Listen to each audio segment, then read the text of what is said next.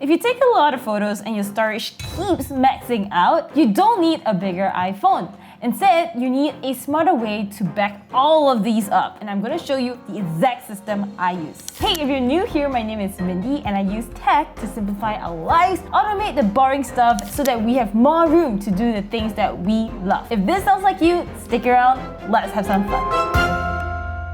Okay, so I am that person, the one who takes a lot of photos, like thousands. Screenshots, travel memories, random cute moments, everything. And for years, my iPhone storage was just constantly maxed out. I hated deleting photos because memories are just so precious. I didn't know what was stored where. iCloud photos always confused me. Is it even worth getting it? Because if I can fill up a 512 gigabytes phone, I can definitely fill up 2 terabytes of iCloud storage, right? And that's when it hit me. iCloud storage alone is not the solution. It's just that my camera roll had no system. Just a messy pile of everything that I've ever taken until I need something for a YouTube video like this, and I would just have to scroll through my photos to find that particular clip that I took for this YouTube video. So I did everything you're probably doing right now. Researching for answers, watching videos like this. I started deleting apps, I started buying bigger iPhone storage every year, and I even tried apps like Milo for a whole year. It is a very painful experience, let me tell you. Expensive subscription. The app is so complicated that I don't even want to use it. The customer service is so bad. They assume that you are a pro, and it's not beginner friendly at all. Overall, just very, very painful. And surprise, the problem always came back. And eventually, it clicked. I didn't have a storage problem, I had a photos backup problem. Fixed that backup system and the storage issue disappears. So I built a very simple system that finally fixed everything. So this is the big picture. I call it the hot-cold loop, and I really wish someone taught me this earlier. To understand this, you need to learn 2 important terms that completely changed my life. And once you understand this entire loop, your iPhone will never run out of space again. So the first term, hot storage. It is basically your working memory. And for the photos that are all in this hot storage pool, I want to be able to access these photos anytime, anywhere, and on any device. And that's why I decided to go with iCloud Photos. So what iCloud Photos is if you turn on that toggle, when you take a photo on your iPhone, your phone automatically uploads it to the cloud, and it just shows up on all your Apple devices without you having to do anything. Now, the question is, what lives in this hot storage? Everything from this year, 2025, whatever that's going on in my current life, it's stuff that I actually need, photos that I care about, and on the iPhone, I always turn on optimized storage because that is the key to getting back a ton of storage on your phone. Now, when you toggle on optimized iPhone storage, it basically keeps small preview versions of photos on your phone, but don't worry, the full resolution originals don't go anywhere. They stay safely in iCloud, and you can download them anytime you want with just one tap. It's just freaking awesome. That's how my 100 gigs of photos only take up 3 gigabytes on my iPhone. The second term, cold storage. It's basically your long-term memory. This is where your older photos go safely archived onto an external drive like this. It's cheaper to scale, it's permanent, and it keeps your iCloud bill so tiny. I stick to SSDs like this and RAID drives because they're way more reliable. HDDs are cheaper, but I've had those die on me before, and trust me, paying to recover corrupted photos is a horrible, horrible nightmare that I don't wish on any of you. And what's very cool about this framework is the loop, which is what makes this whole thing amazing. Because the memories in this cold storage folder isn't just stuck there, locked there forever. They're still accessible anytime, anywhere. Like if I miss the time when I went to New York, Iceland, I can easily drag that curated album back into hot storage and boom, it's on all my devices again. And if my hot storage folder is filling up, I simply drag those photos, those albums that I want to archive back to cold storage. And I'm going to show you exactly how to set all of this up right now. Step 1. Turn on iCloud Photos and optimize storage like we talked about.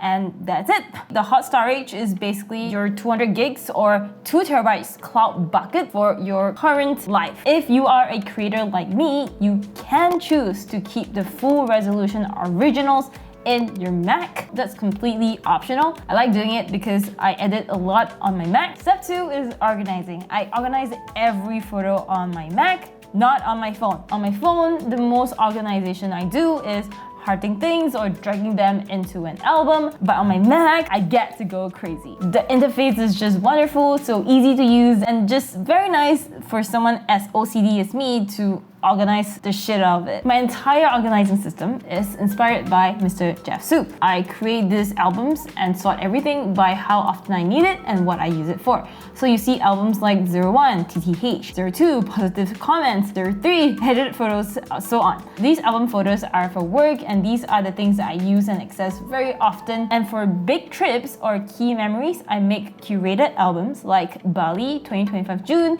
or Iceland 2023 September, and I only include in these albums the best shots, like hearted ones, my edited versions, anything that actually brings back the memory. And any of these albums that I decide that, hey, I want to retire them into cold storage, I will move it into archive so that in future when I want to transfer my hot storage stuff into cold storage, I can simply drag everything from archive into the cold storage. Which brings us to step 3, moving the older items to cold storage. Once a year or whenever my iCloud hits maybe 70-80%, it is time to archive. There are 2 ways of doing it. There's a free way and there's a paid way. This is a free method. For example, if I wanna archive this photo, my best friend's wedding, I would highlight the entire thing, go to File, hit Export Originals, save that into a folder, and I'll create a whole new Apple Photos library on my SSD. You can do this simply by closing your Apple Photos, then hitting Option and clicking the Apple Photos, which will let you create a completely new library. I'll call this cold storage 2025, today's date, and tada, this is it. And when I'm in that cold storage library, I would import that folder, recreate the album names, and it works. But some points to note, this method is slower and it loses some metadata. For example, notice that I hearted a few things in my iCloud hot storage library, but there are no hearts at all in this cold storage library. One thing that I have to remind myself, make sure that if I'm exporting 100 photos, I'm importing 100 photos into my cold storage. Only then I would delete everything in the hot storage. This method will work, but I personally use a paid app called Power Photos, which firstly lets you view all your Apple Photos library, which is really cool. So simply drag the album, My Best Friend's Wedding, from the hot storage library into the cold storage library that I want, and done. And then I can easily check the total photos and video count very easily, and also it keeps all my hearts, all my metadata, and all my edits. This is way less friction and I just love it. This app is completely optional, but if you're serious about organizing your photos, your memories, and you have a lot to organize, trust me, this is worth 39 bucks. It's an amazing software and I kind of want to support it. I'll leave all the links below. And step 4, this is my favorite part of the hot cold loop, and it's what I talked about earlier, where the old memories are not just trapped in cold storage. If I miss the times that, hey, I went to New York and I want to get them back on my phone, all I have to do is open up the Power Photos app and drag them back into hot storage. And boom, they're synced across all my devices. I get access to all these beautiful memories. A few tips here, because you're doing a lot of transferring of files and transferring out of files, always make sure you have something in your cold storage, which is basically your master backup, before you delete anything from the hot storage. Tip number 2, I use Apple Photos and Power Photos to help me remove duplicates and to spot which video, photo, screen recording is taking up the most space. Also that I do not burst the storage space of my SSD of my cold storage drive. Now this system works so well because the hot storage folder stays small and lightweight, and the cold storage holds everything safely. This is the master backup, and your iCloud bills stay tiny because you're never letting it fill up with 10 years worth of photos again. This system is way cheaper.